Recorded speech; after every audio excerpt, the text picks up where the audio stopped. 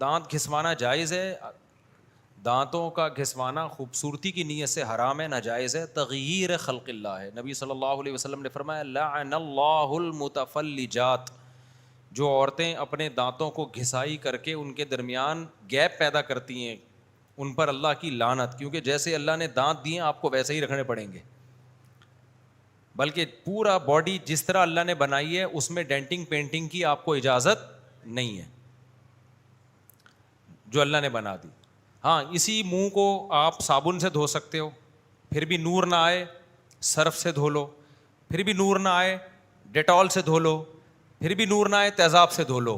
اس کے علاوہ ایسا نہیں کر سکتے کہ اسکن ہی چینج کروا لو آپ اپنی۔ آپ کی ناک اچھی نہیں لگ رہی، موٹی ناک ہے برداشت کرو، پتلی ناک ہے، کوئی موٹی ناک کا ہے کوئی پتلی ناک کا۔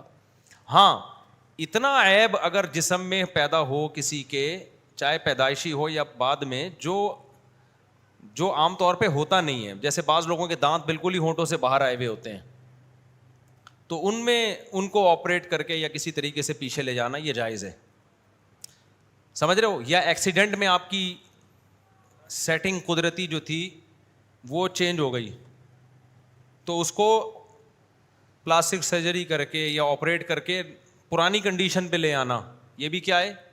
جائز ہے۔ تو اتنا تو جائز ہے۔ زینت کے لیے آپ نے ڈینٹنگ، جیسے آج کل لڑکیاں پلاسٹک سرجری کروا رہی ہیں اور ایکٹروں میں تو بہت ہے، یہ تو جائز نہیں ہے بھائی، یہ جیسا اللہ نے بنایا ویسے ہی رہو بس، اس میں آپ اللہ کی تخلیق میں تبدیلی نہیں کر سکتے۔ یہ زینت اتنی جائز ہے کہ ڈینٹنگ وہ ڈسٹیمپر کر لیا، پاؤڈر لگا لیا، لپسٹک لگا لی، اب یہ کہ لپس موٹے تھے آپ نے باریک کروا لیے، باریک تھے موٹے کروا لیے، یہ اللہ کی تخلیق میں کیا ہے؟ تغییر ہے، یہ حرام ہے، ناجائز ہے۔